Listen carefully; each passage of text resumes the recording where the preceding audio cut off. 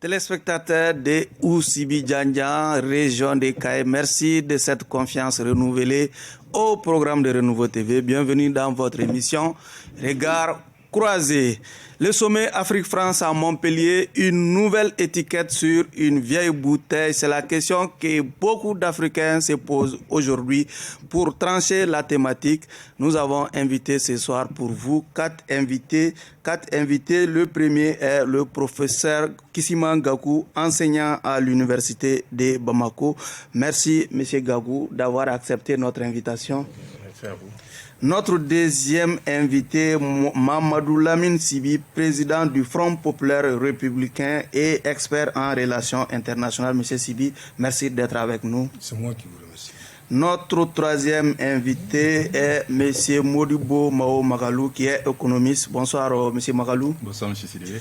Notre dernier et quatrième invité, docteur Abou Bakar Sidiki Diakité. Il est lui également professeur à l'université de Bamako. Docteur, merci d'être avec nous. Merci beaucoup. Encore une fois, bienvenue à toutes et à tous dans l'émission Regard croisé.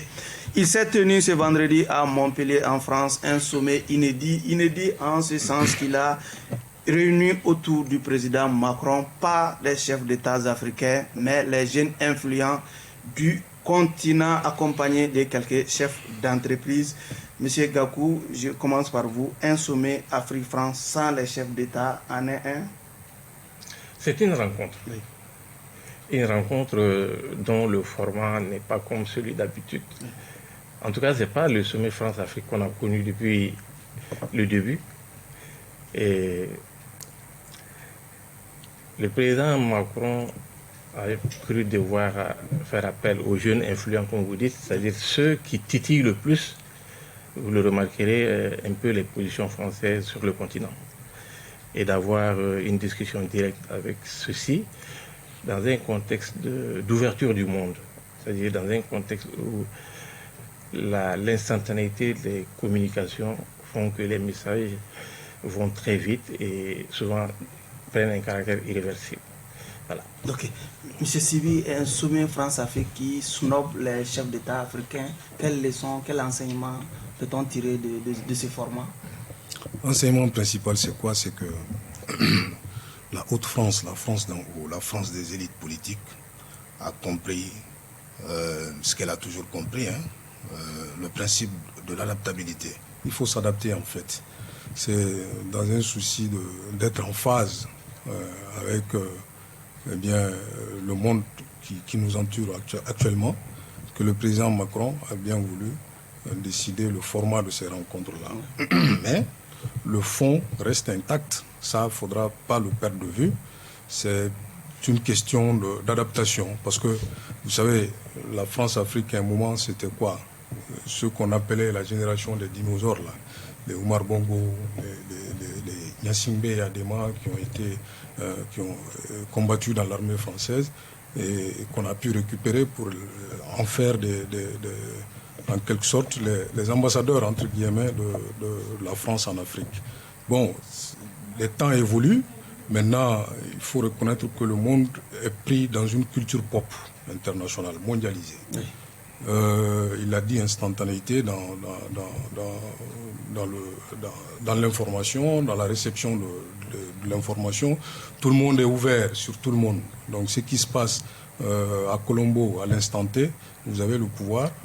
Le jeune de Niangala, il a le pouvoir effectivement de voir ce qui se passe et d'en être influencé. Donc il a compris que, surtout qu'on est à un moment où l'Afrique des élites est en crise. Je parle de l'élite politique en fait. Donc les pouvoirs en place sont en déphasage avec les générations montantes, culturellement, mais aussi sur le plan philosophique. Donc ils comprennent, ils essayent de se positionner en saisissant, bien entendu, cette génération qui monte pour pouvoir pérenniser ce qu'on appelle la France-Afrique. Okay. Essentiellement, ce qu'on peut retenir comme enseignement. Ok. Modibo Mao Magalou, la France a mis son dévolu sur les jeunes les plus influents du continent pour en tout cas animer ce sommet Afrique-France. Quel enseignement? Ben moi, je pense que c'est une bonne initiative dans le sens où je pense que le président Macron quand même avait exprimé ce besoin dès son arrivée au pouvoir. Oui. Parce que lorsqu'il était à Ouagadougou en 2017, en novembre 2017, il avait dit que l'Afrique ne ressemblait pas à ses dirigeants. Cela veut dire quoi? Parce que ça veut dire qu'il a tenu compte des enjeux. L'Afrique est un continent jeune. Plus de la moitié de la population a moins de 18 ans. Et environ un bon nombre d'Africains ont moins de 14 ans. Donc cela veut dire que la population africaine va doubler à l'horizon 2050. Il y aura 2,4 milliards d'Africains contre 1,3 milliard aujourd'hui. Donc l'Afrique est un enjeu considérable parce que nous sommes dans une recomposition des puissances mondiales, parce que nous avons maintenant un monde unipolaire après la fin de la guerre froide. Oui. Là, maintenant, il y a une nouvelle recomposition, une nouvelle reconfiguration et l'Afrique est un enjeu majeur. Oui. Et la France a besoin de l'Afrique pour rester une puissance, comme ça a été toujours le cas à la fin de la Première Guerre mondiale, à la fin de la Seconde Guerre mondiale et maintenant. Un sommet France-Afrique, Afrique-France sans les chefs d'État est un sommet? En principe, c'est un sommet, mais il faut redéfinir les choses. Parce que depuis très longtemps, la France a compris que les chefs d'État africains ne répondent plus aux aspirations du peuple. On a remarqué à travers les quelques cas qui ont secoué certains pays de l'Afrique de l'Ouest, où les chefs d'État restent au pouvoir, ne partent pas, violent la Constitution, ne respectent pas leurs engagements vis-à-vis de la population et vis-à-vis de la relation internationale. Alors donc, il faudrait maintenant mettre en place un nouveau système qui va redéfinir un peu le cadre idéologique entre la France et la jeunesse. Donc la France a compris que lorsqu'elle va approcher la jeunesse africaine, elle aura la possibilité de dire ce qu'elle pense de la gouvernance au sein de l'État. Elle aura la possibilité de dénoncer les abus. Et elle aura la possibilité de décrier certains faits qui ne sont pas du tout à la hauteur des souhaits et à la hauteur des aspirations du peuple. Alors donc, un sommet sans les chefs d'État, je crois que nous sommes dans un nouveau système, nouveau mode de système de redéfinition de la politique du sommet France-Afrique face à l'Afrique. Okay. Voilà. Mohamed Chérif Haïdara, président du Conseil supérieur de la diaspora malienne, a aussi son regard sur la question. Nous allons l'écouter.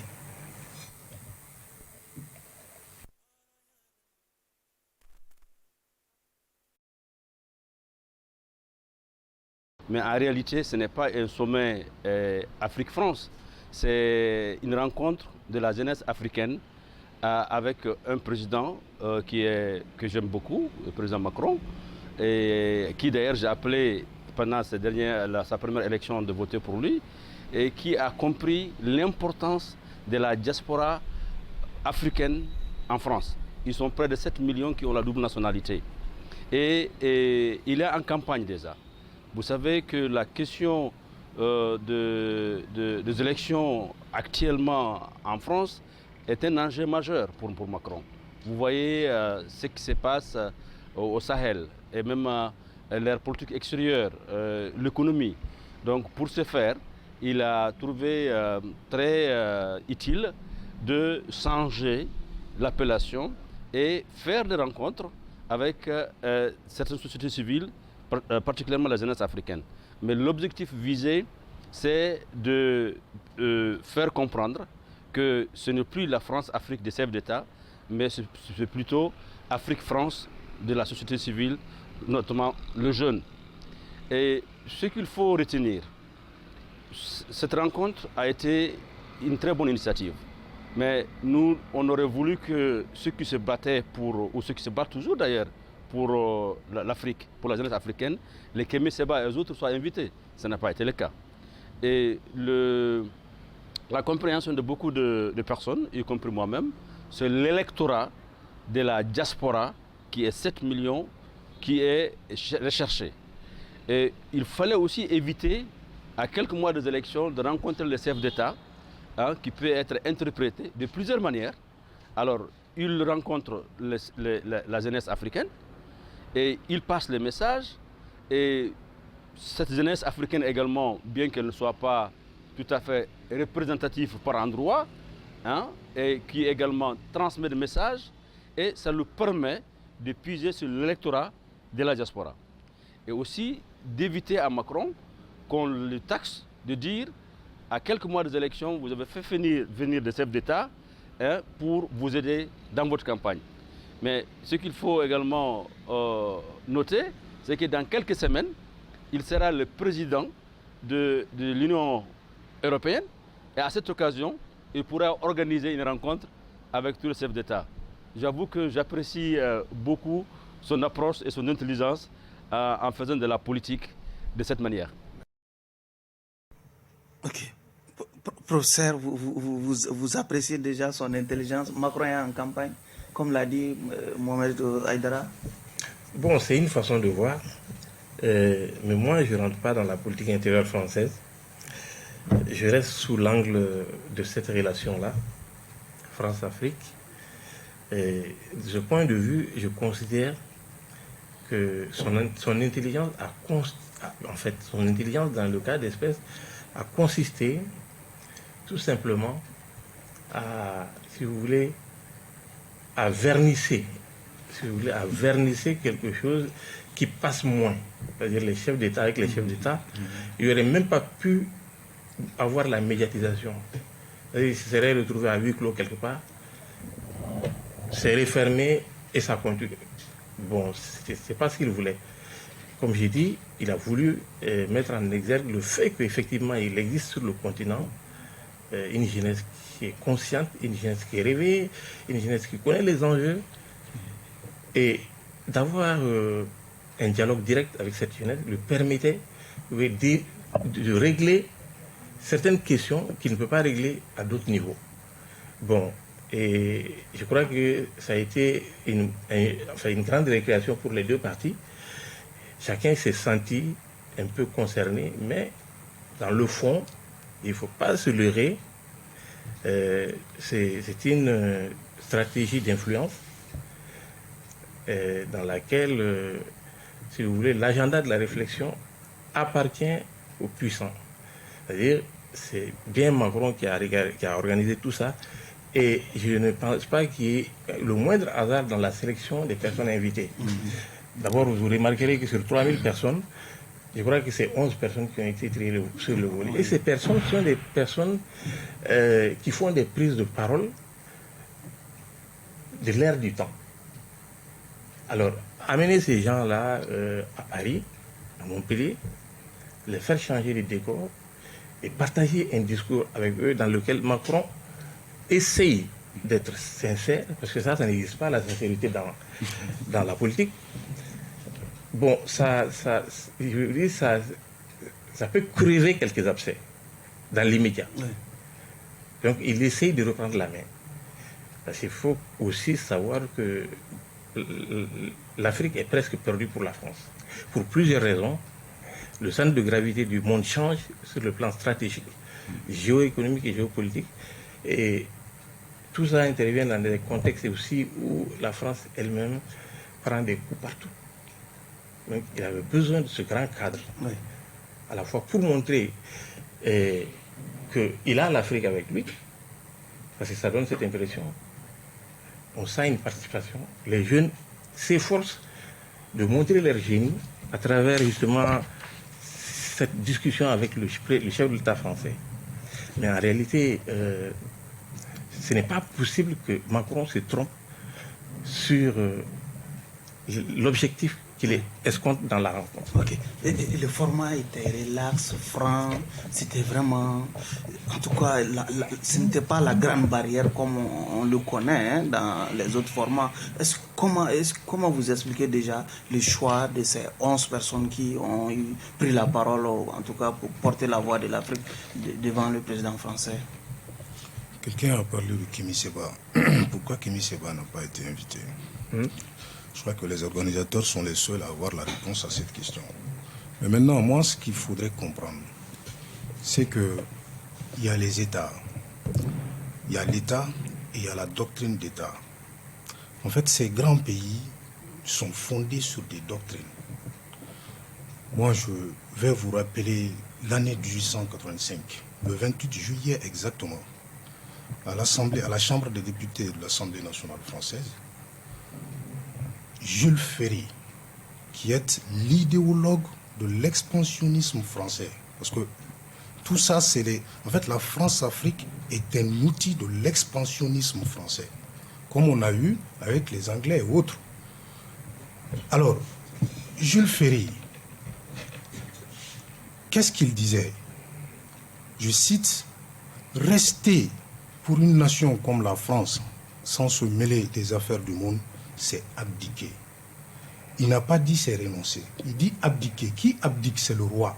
Et la royauté, on la tient de Dieu.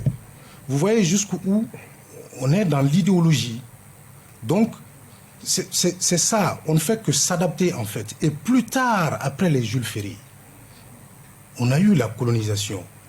Quand, au sortir de la Deuxième Guerre mondiale, il y a eu l'éveil des consciences, une nouvelle génération d'élites politiques africaines qui ont réalisé qu'il fallait maintenant partir aux indépendances.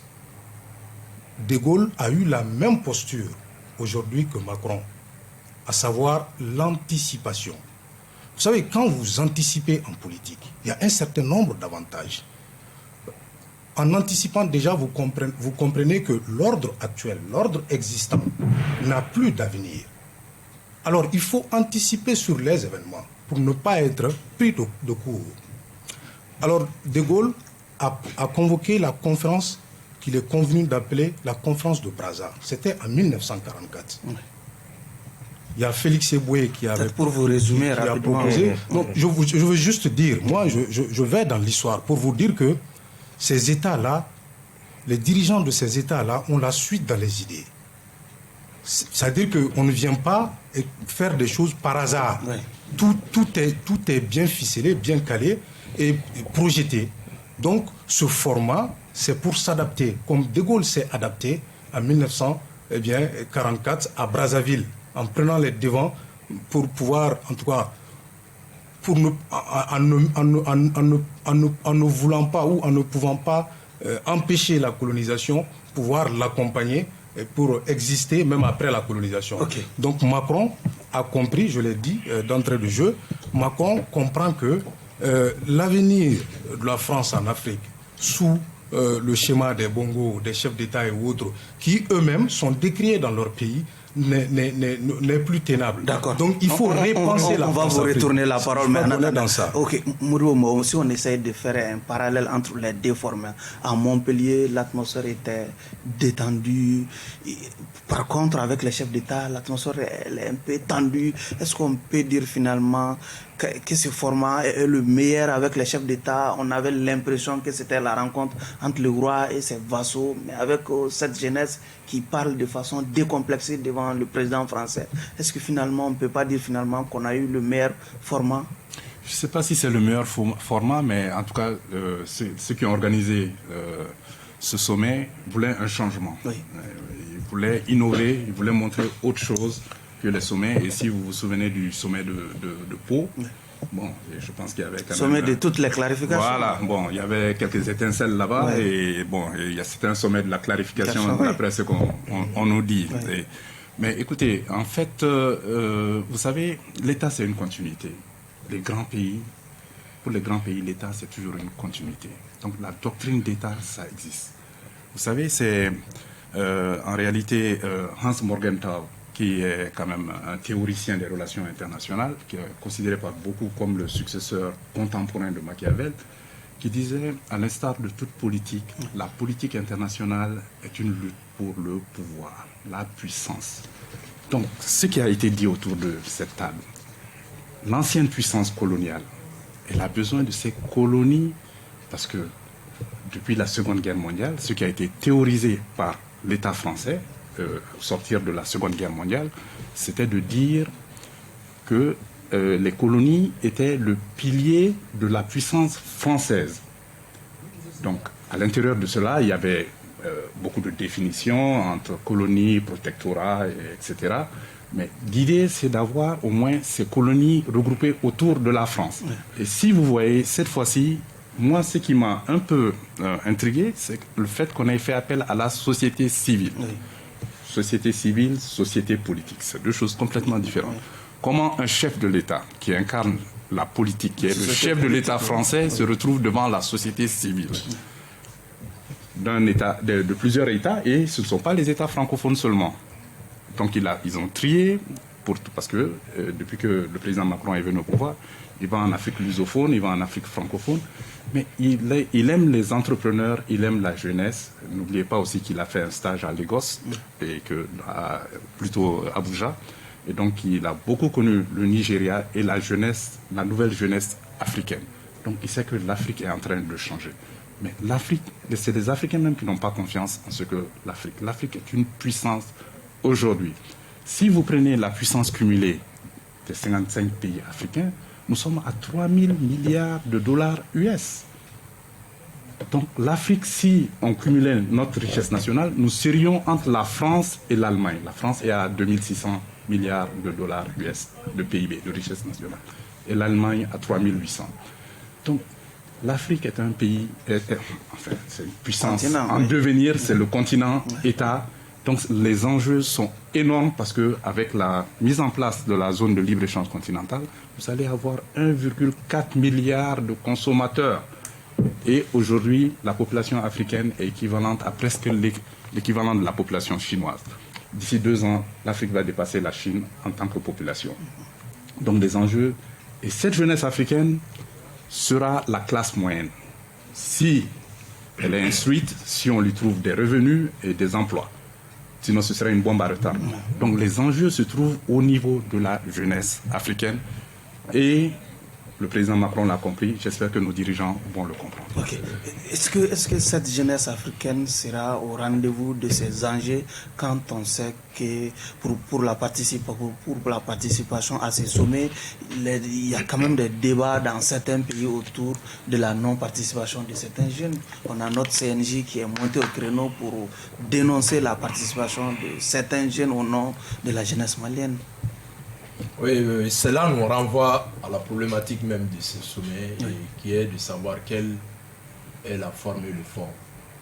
Quand vous prenez la forme de ce sommet, vous allez vous poser la question de savoir ces jeunes qui ont représenté les États africains en France ont été choisis sur la base de quels critères. Donc, ces critères n'étant pas été définis, alors ça peut créer des frustrations de part et d'autre. Donc si, je ne sais pas pour les autres pays, si la forme avait été respectée ici, peut-être si on avait convoqué le forum de la société civile nationale qui a désigné quelqu'un pour aller représenter la société civile malienne en France, eh bien la question n'allait pas se poser.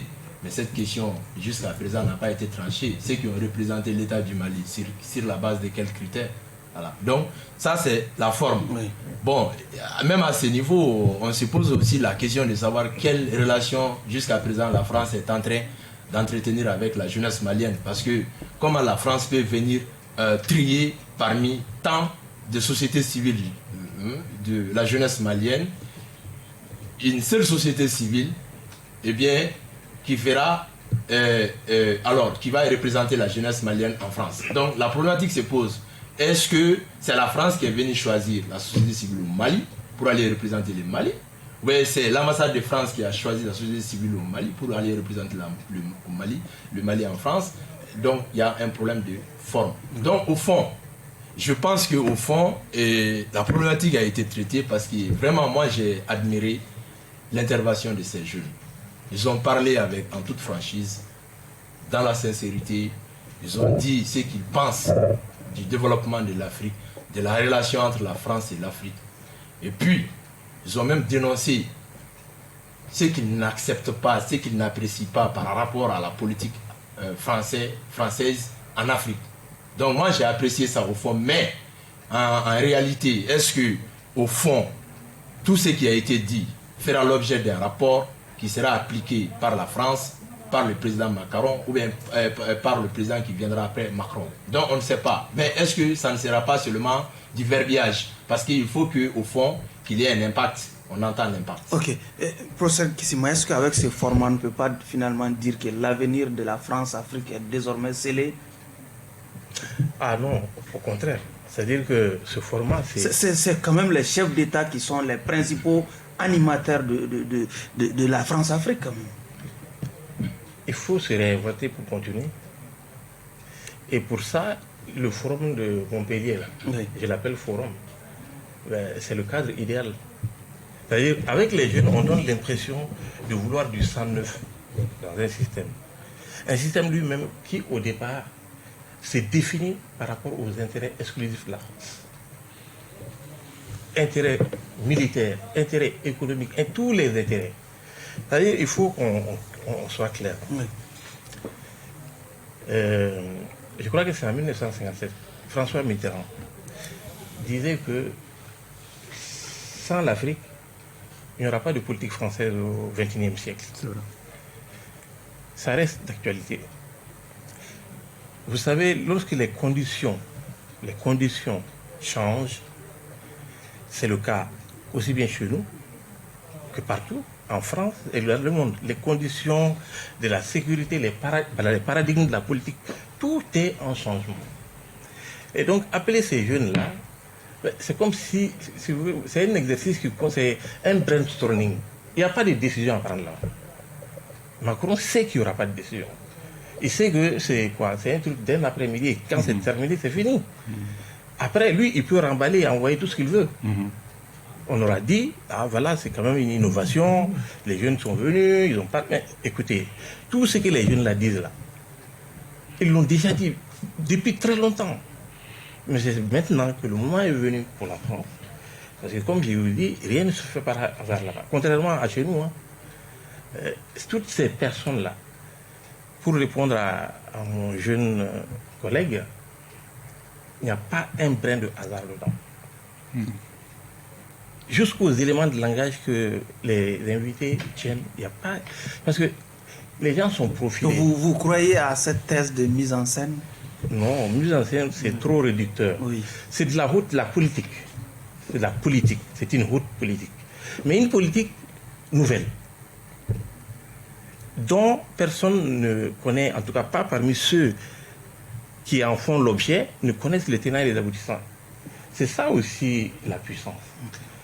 L'asymétrie de puissance en politique internationale consiste justement à imposer à l'autre, le puissant impose à l'autre ce sur quoi il doit réfléchir. Comment réfléchir? Et ça le détournerait de lui, ce qui sont ses priorités. Okay. Entre-temps, la politique est passée. Monsieur Sibi, on a un droit de s'interroger sur l'avenir de la France-Afrique. Oui, vous savez, c'est une question récurrente. Hein. Mais déjà, avant de répondre à ça, je crois que je vais prendre en charge peut-être une inquiétude, je ne sais pas. En fait, on ne peut pas accuser la France de défendre ses intérêts, quoi. Ceux qui peut-être critiquent la forme, la sélection, le choix. Non, tous les pays sont libres de créer des liens d'amitié, de former des réseaux, de défendre. C'est le travail de tout gouvernement. Vraiment, on ne peut vraiment pas en vouloir au gouvernement français de défendre les intérêts du peuple français. C'est normal, c'est ça la vie. Maintenant, pour revenir à votre question, l'avenir de la France-Afrique. Oui. Bon, ça tiendra aussi longtemps que les dirigeants français tiendront à cette France-Afrique-là. Et ça tiendra également aussi longtemps qu'ils seront suffisamment intelligents pour s'adapter. Je crois que c'est ça, parce que c'est des rapports, hein, c'est des rapports. Les États dans les relations internationales, c'est des intérêts. On se croise, chacun défend ses intérêts. Et la France est membre du Conseil de sécurité de l'ONU, mais pourtant, elle ne faisait pas partie des vainqueurs au lendemain de la Deuxième Guerre mondiale. Voyez-vous, mais mieux. Elle a mieux, parce qu'elle a une sphère d'influence beaucoup plus importante, notamment l'Afrique, et même vers les Antilles et tout ça. Donc, c'est comme ça, il faut... les États se battent, se défendent. C'est à nous maintenant de comprendre dans ces relations entre l'Afrique et la France, quelle est notre part là-dedans? Quels sont nos objectifs? Qu'est-ce que nous voulons pour nos pays, pour nos États, pour nos peuples? Je crois que ce serait la bonne question. Et déterminer ces objectifs-là et les défendre avec l'énergie nécessaire. D'accord. Moribo Magalou, si nous sommes d'accord que la fin de la France-Afrique n'est pas pour demain, est-ce qu'on ne peut pas dire que Montpellier est une nouvelle étiquette sur une vieille bouteille finalement? C'est quoi la France-Afrique? Il faut qu'on définisse la France-Afrique d'abord. Bon, en tout cas, moi, je pense, ce que je puis dire déjà, c'est que je pense que récemment, tous les présidents élus français, depuis Mitterrand, ont essayé d'imprimer leur marque sur les relations entre l'Afrique et la France. Vous vous souvenez de Mitterrand, je suis content que Dr Gaoukou ait souligné ce que Mitterrand a dit en 1957 lorsqu'il était ministre de l'Intérieur. En 1950, il avait déjà écrit un livre qui s'appelait « L'Afrique d'abord ». Au sortir de la Seconde Guerre mondiale, parce qu'il y avait beaucoup de débats, parce que la France commençait à s'embourber dans la guerre en Indochine, il fallait faire le choix entre l'Indochine, entre l'Asie et l'Afrique. Et des gens comme Mitterrand avaient choisi l'Afrique. Et ça nous ramène un peu au sommet de la boule, lorsqu'il est devenu président de la République française en juin 1990. Vous vous souvenez de ce discours sur la démocratisation? Ensuite, vous avez eu tous ces changements au niveau des pays africains, mais aussi quand Sarkozy est venu, il a essayé de changer un certain nombre de choses. Mais évidemment, Macron aussi, quand il est venu, il a voulu changer les choses. Mais je pense que chacun essaye d'imprimer sa marque. Et l'actuel président de la France est un féru d'histoire. Il a relu l'histoire de la France avec l'Afrique, parce que ce terme France-Afrique, que certains attribuent au président Félix Houphouët-Boigny, a été noté pour la première fois par Jean Piot, qui était le rédacteur en chef d'un journal, un journal quotidien qui s'appelait L'Aurore, qui était tiré à 100 000 exemplaires. C'est lui qui a mentionné la France-Afrique pour la première fois.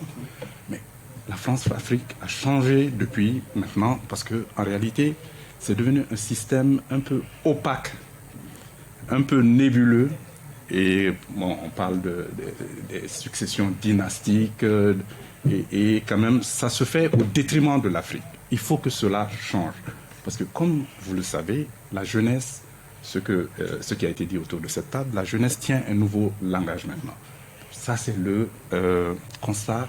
En fait, c'est à cause de la mondialisation. Parce que tout le monde est connecté maintenant, tout le monde est informé maintenant. Et les jeunes Africains veulent un avenir pour eux-mêmes.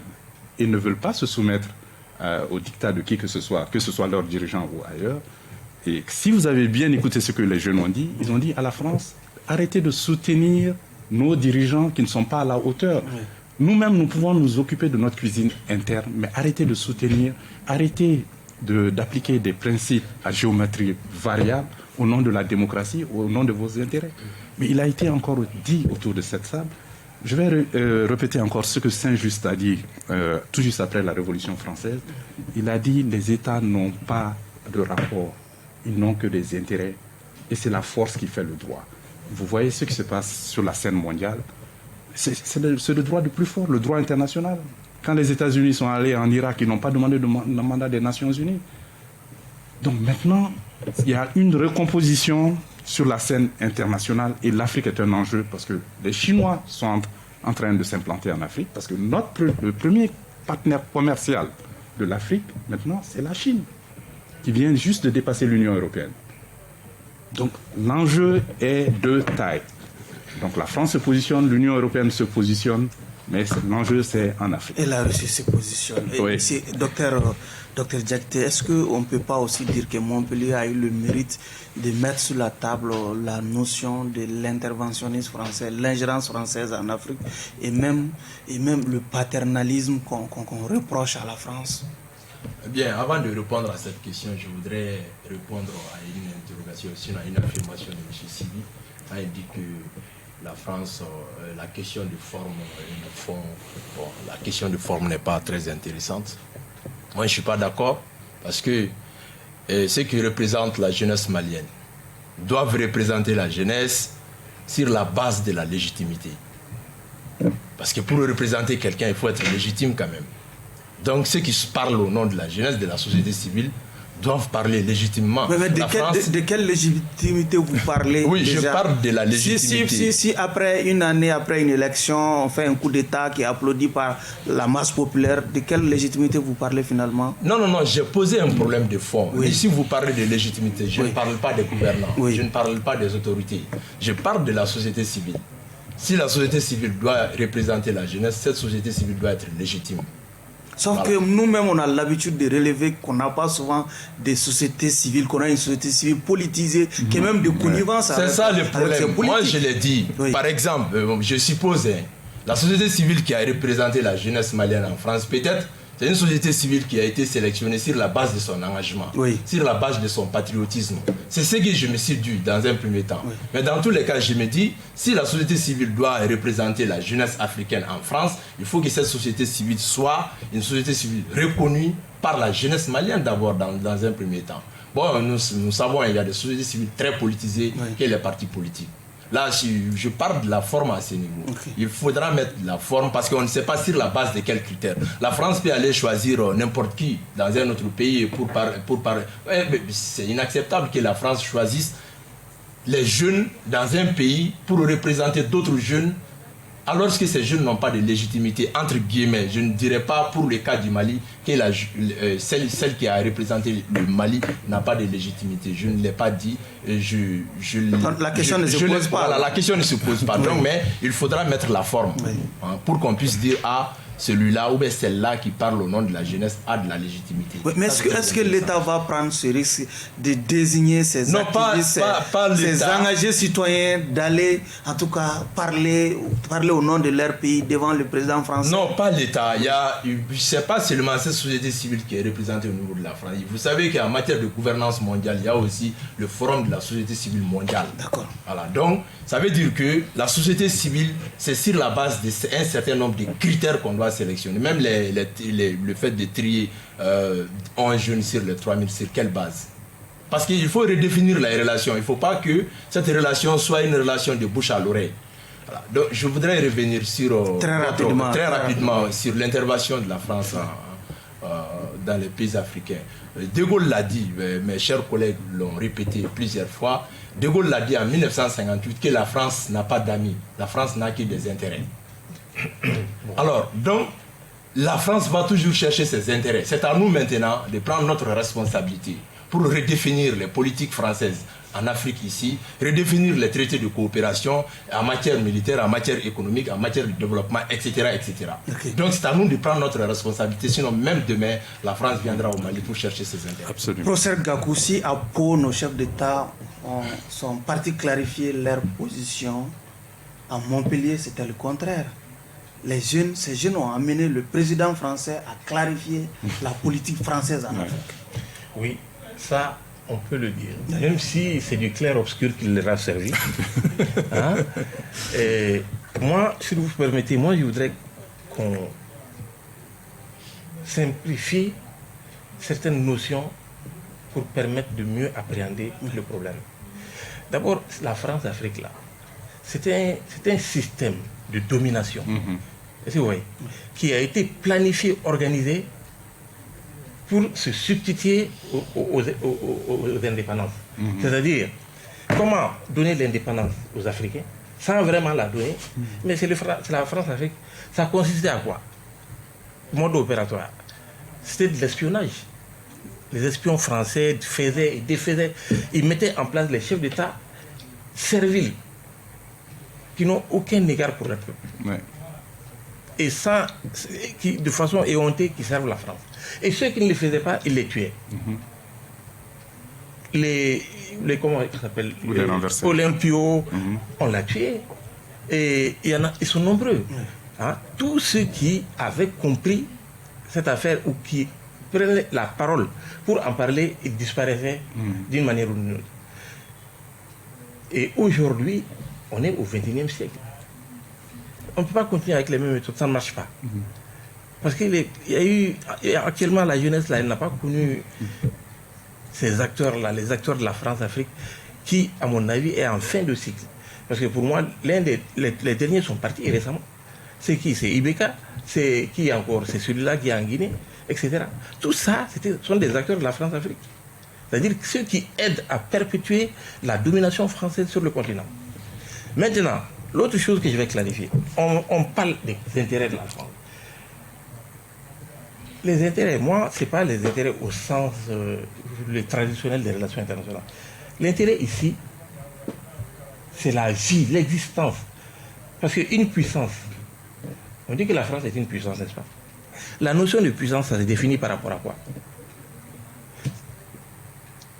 Une grande puissance égale la capacité de projeter le plus loin possible, dans le délai le plus court, les forces. Mais pour faire ça, si vous prenez la France, l'Hexagone c'est 640 mètres carrés. 640 mètres carrés, mais il n'y a pas de marge. Ils ne peuvent rien faire. 640 000 finalement. Voilà, 640 000 mètres carrés, superficie. Il y a quoi là-bas? Ils n'ont rien. C'est pourquoi ils ont, pour construire leur défense, c'est-à-dire, que doit faire la France pour exister dans la société, dans la communauté internationale? Mais c'est d'avoir d'abord de sanctuariser les 640 000 km². Ensuite, d'ajouter ce qu'ils appellent les ATN, c'est-à-dire les approches du territoire national. Et puis le troisième cercle, qui est l'ailleurs. L'ailleurs, c'est qui? C'est nous.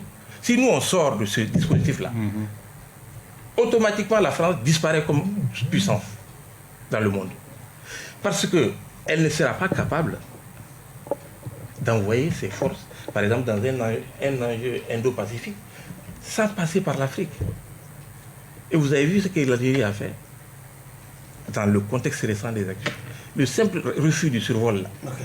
Mais ça crée, si vous voulez, une contrition pour la France. Okay. Voilà. C'est comme ça il faut comprendre. Donc, c'est pas parce que vous allez gueuler, c'est pas parce que vous allez les pousser. Ils n'iront pas. D'accord. Ils n'iront jamais. Oui. Tant que vous ne les connaissez pas, tant que vous ne connaissez pas toutes les stratégies d'approche. Parce qu'il faut connaître ton adversaire. Ouais. Si tu veux gagner. Sinon, tes actions, c'est des cauchemars. Hein. Ok. Monsieur Sibé, est-ce qu'après Montpellier, on peut dire finalement que la France aura désormais un autre regard sur le continent? Une question. Après Montpellier? Oui. Non, je n'oserais pas croire en cela. Que la France aura... non, Montpellier, c'est une tentative. Hein.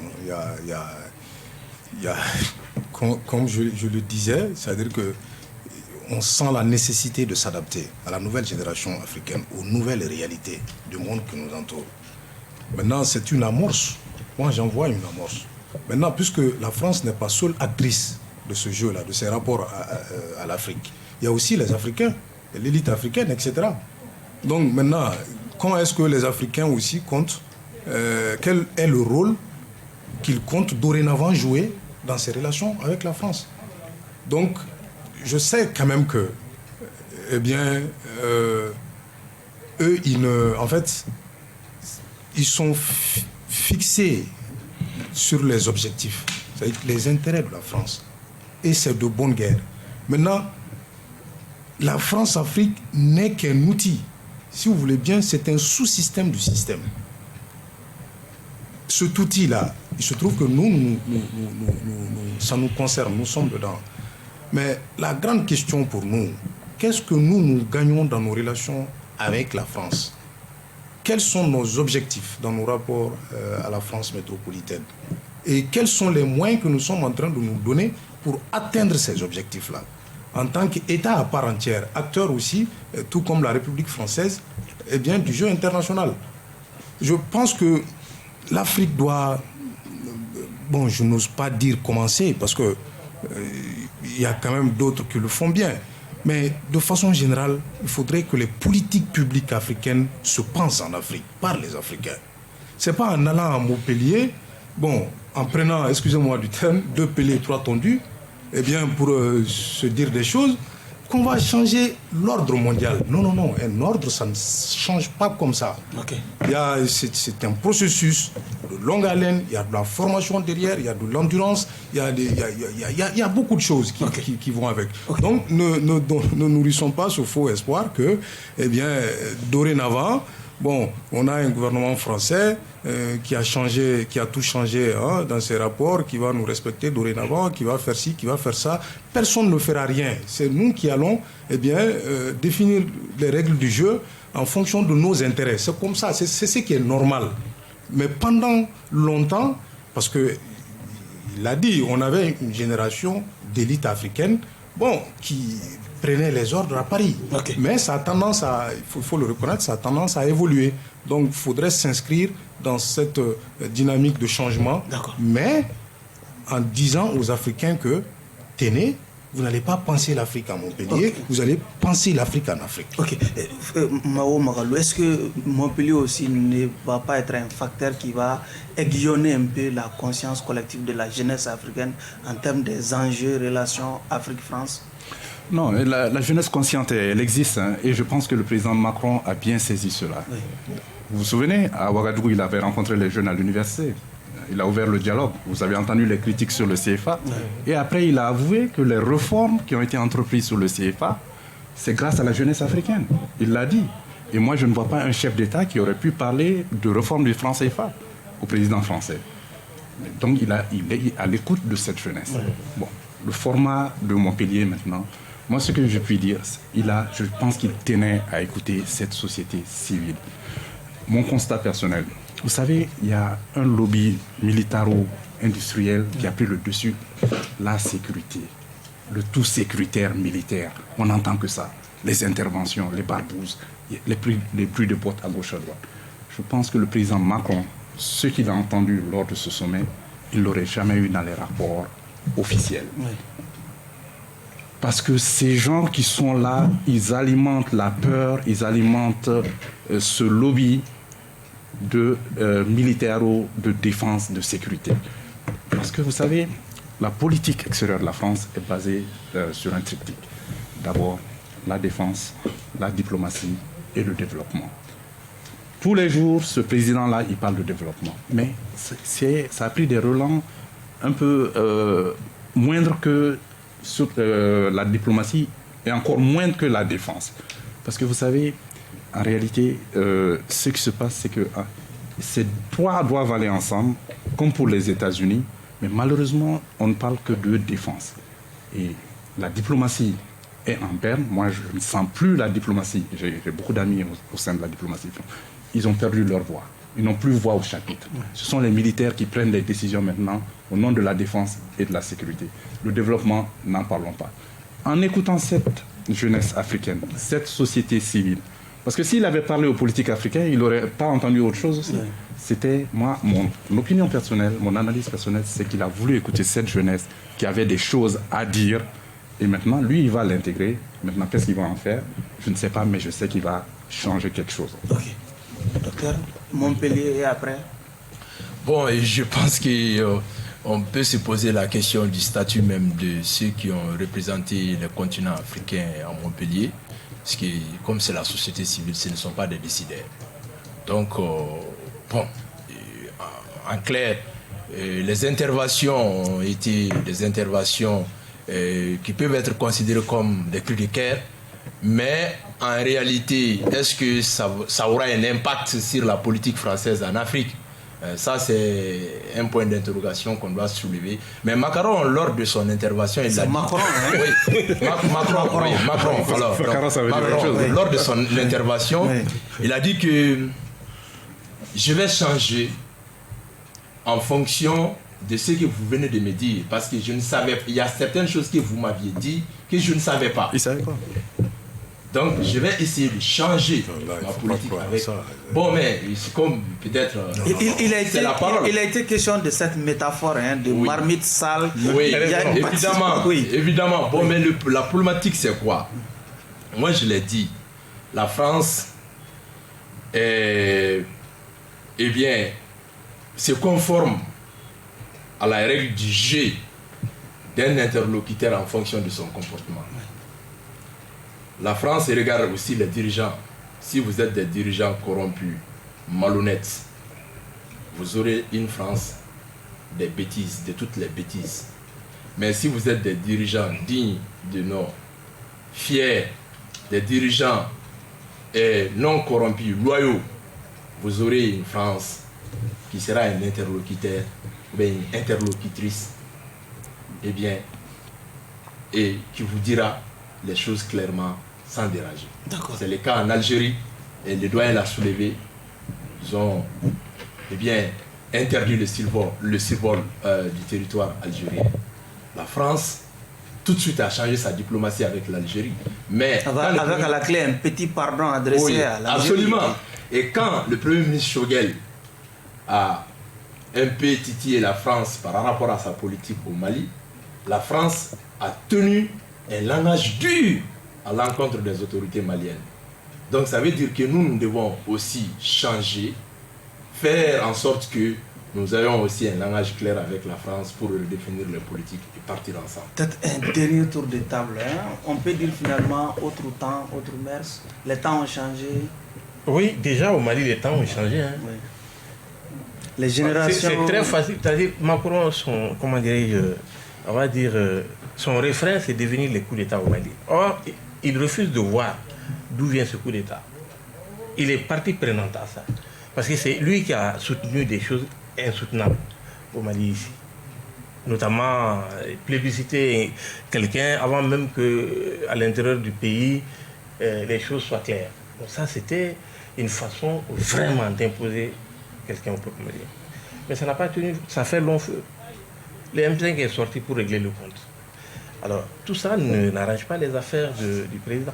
Mais par rapport au Mali précisément... Quand Macron opine sur les arrestations en cours au Mali, est-ce qu'on peut dire finalement chasser le naturel, il revient au galop? Oui, ils ne peuvent pas. C'est-à-dire c'est ça. Là, ils ont été piqués à vif. Parce qu'il y a eu une grosse surprise pour ces gens-là. D'abord, il y a eu un temps où ils ont observé comment se passe cette transition. Comme il le dit toujours, nous accompagnons la CEDEAO. Mais la CEDEAO, là, la CEDEAO, chacun sait ce qu'elle vaut. Vous voyez. Mais ce langage-là, c'est le langage diplomatique pour voiler l'intrusion. Est-ce que vous comprenez? Parce qu'il ne veut pas dire le nom des pays. Or, on sent clairement, c'est-à-dire qu'il ne faut pas être novice. On voit, quand il ouvre la bouche, tout de suite, on sait de quel pays il parle. Je vais vous faire remarquer une chose, qui est dans la réalité politique. Macron est venu en cassant tous les systèmes en France. Mais vous remarquerez qu'il y a un ministre qui n'a pas changé. C'est le ministre qui connaît le plus le Mali. Et qui, un peu, est à l'origine de toute l'activité militaire au Mali. Et mieux encore, il n'a pas changé, du moins il a ramené un chef d'état-major qui était un chef de théâtre au Mali. Il a fait partie des chefs d'état-major français, de Villiers, pour mettre la pointe. La pointe, il a fait ses preuves ici, au Mali, dans cette histoire de Serval-là. Bon, franchement, je crois que le niveau de discussion n'est pas le même. C'est-à-dire qu'il faut que le narratif même soit approprié par les Maliens ou les Africains. Sinon, vous allez toujours être si vous voulez, les sujets de la pensée des autres. Est-ce que vous comprenez? Oui. Donc le chemin est long. Ce n'est pas des coups de sang qui vont régler des questions aussi profondes que la France-Afrique et sa survie. Ok. Voilà. Macron ne s'est pas privé de commenter ces arrestations en cours au Mali quand il dit qu'on a une transition qui ne fait que mettre en prison en tout cas des politiques. Est-ce qu'on peut dire finalement que les habitudes ont la vie dure? Les habitudes ne changeront jamais jusqu'à la fin des temps. Macron est en mission du peuple français. Et c'est normal. Il n'est là que pour servir les intérêts de la France. Ce sera ainsi jusqu'à la fin des temps. C'est à nous de nous organiser de manière à défendre aussi nos propres intérêts dans ces rapports. C'est tout le sens des relations internationales. Les États se retrouvent sur des questions et chacun défend ses intérêts. Mais il peut y arriver des points d'achoppement. Maintenant, il faudra concilier les positions. C'est pourquoi on parle de diplomatie. Avant l'avènement de la diplomatie, c'était la guerre. Les États se faisaient la guerre. Mais dans l'ambiance de ce sommet, on a entendu tenir le Premier ministre malien d'une relation entre couples, parlant de la France et le Mali, d'un vieux couple qui a quand même un avenir encore devant eux. Non, le Mali ne doit... Oui, le Premier ministre a raison de le dire. Est-ce qu'on peut dire qu'il a compris les enjeux de ce... Il a compris. Est-ce qu'il y a quelqu'un qui a compris ces enjeux-là mieux que lui? Moi, ce que je veux dire, il veut tout simplement dire que, en fait, on n'a pas d'ennemi éternel. On n'a pas d'adversaire éternel. Nous n'avons que des intérêts. Mais parlant du couple, qui est l'homme, qui est la femme, finalement, on peut se demander. C'est par les vicissitudes de la vie, quand même, la France et nous, c'est toute une histoire. Vous savez, ils ont été ici pendant moins d'un siècle. Et pour la colonisation, ensuite, notre organisation institutionnelle, nous la tenons de la France napoléonienne. Donc on est liés. Et puis, bon, le monde est tous azimuts. C'est l'ouverture, c'est la mondialisation. Donc tout le monde peut faire des affaires avec tout le monde. Mais dans les rapports, il faudrait que nous traitions d'égal à égal. C'est-à-dire la condescendance. En fait, moi j'ai aimé...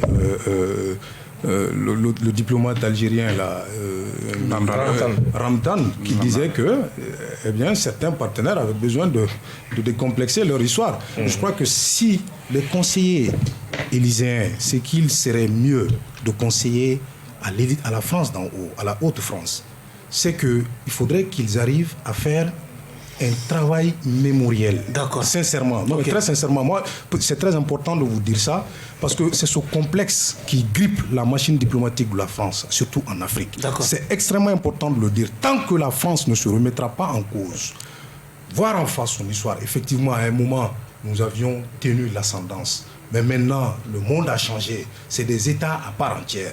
Apprendre à les respecter et à jouer avec eux, carte sur table. Je crois qu'on aura des rapports sains et ce serait des rapports gagnant-gagnant. Mais tant qu'ils ne parviendront pas à se défaire du contexte, du complexe colonial, de ce lourd héritage colonial, d'arrêter de regarder les Africains d'en haut, moi je vous dis que les chemins seront parsemés d'embûches. Pendant que Montpellier réclame une relation décomplexée entre l'Afrique et la France, surtout le Mali, on a entendu dire le Premier ministre Choguel Maïga de traiter la relation France-Mali de vieux couple. Oui, généralement, le divorce n'intervient jamais dans ce... Le Premier ministre est un réaliste, comme Hans Morgenthau que j'ai cité plus tôt. La réalité, les faits sont têtus. Écoutez, la France est une puissance mondiale. Elle siège au Conseil de sécurité des Nations Unies. Elle est l'une des 5 puissances qui ont un siège permanent au Conseil de sécurité. Et vous savez que c'est l'instance de décision des Nations Unies. Deuxièmement, nous avons un accord de coopération de défense avec la France. Et nous avons un accord de coopération monétaire avec la France. Mais ça, ce sont les 2 leviers de souveraineté nationale. Mais de quoi parle-t-on? Pourquoi les gens pensent qu'on peut se taper la poitrine et puis faire les choses comme ça? C'est pas... La réalité du terrain est là. Tant que nous avons ces 2 accords, nous sommes un pays dépendant. Troisièmement, la France est notre premier bailleur. Oui, mais est-ce qu'on ne peut pas parler de rétropédalage de la part du Premier ministre? Je vous ai parlé de réalisme. Oui. Il a dit ce qu'il pensait. C'était lui-même qui avait suscité cet élan. On peut se dire la vérité, mais la réalité est que nous avons des relations solides avec la France, séculaires, et nous sommes dépendants pour le moment de la France parce que vous savez, la communauté, la diaspora malienne qui est en France est la plus importante d'Afrique subsaharienne et elle envoie une manne importante au Mali, plus importante que l'aide au développement et que l'investissement direct étranger. 10 secondes. Alors sur le vieux couple, mais n'oubliez pas que c'est une métaphore qui veut aussi dire qu'il n'y a plus d'amour. C'est l'habitude qui reste. Allez-y. Allez-y, oui. C'est un constat. Oui, votre dernier mot, s'il vous plaît. Le dernier mot, c'est que en Afrique, nous sommes généralement tentés par les questions de passion, d'émotion, que de raison. Donc je pense qu'il est temps. Permets-moi de l'arrêter. Là, On n'est pas d'accord. Hein. Allez-y, allez-y. Vous avez... Non, je l'ai dit On à a la travers raison. un sujet. On a la raison. Je l'ai dit à travers un sujet. Allez-y. Lorsqu'on parle de la France, Oui. je l'ai dit à travers un sujet. Oui. Vous attendez que je termine. Peut-être vous quand avez même mes 10 propos. secondes. Hein? Oui, je l'ai dit pourquoi. Chaque fois qu'on parle de la France, qu'est-ce qu'on dit? Ah non, quittez, partez. Il l'a dit tout de suite. Les pays africains sont liés par la France par un accord de coopération militaire. Pas tous les pays africains, mais certains d'entre eux, par un accord de coopération monétaire. Donc nous sommes dépendants. Donc chaque fois qu'il est question de la France, on est passionné, on est dans l'émotion. Alors donc, on doit se départir de cela pour garder la raison. En gardant la raison, redéfinir les politiques avec la France. D'accord. Voilà. C'est sur cette note que prend fin ce numéro de votre émission Regard Croisé qui recevait comme invité Modoubo Mao Magalou, économiste, professeur Kissiman Gakou, professeur à l'université de Bamako, Mohamed Lamine Sibi, président du Front populaire républicain, et Dr Aboukar Sidiki Diakité, lui également professeur d'enseignement supérieur. Encore une fois, clin d'œil à tous nos téléspectateurs du côté de Oussibi Djanjan, région de Kaye. Au revoir.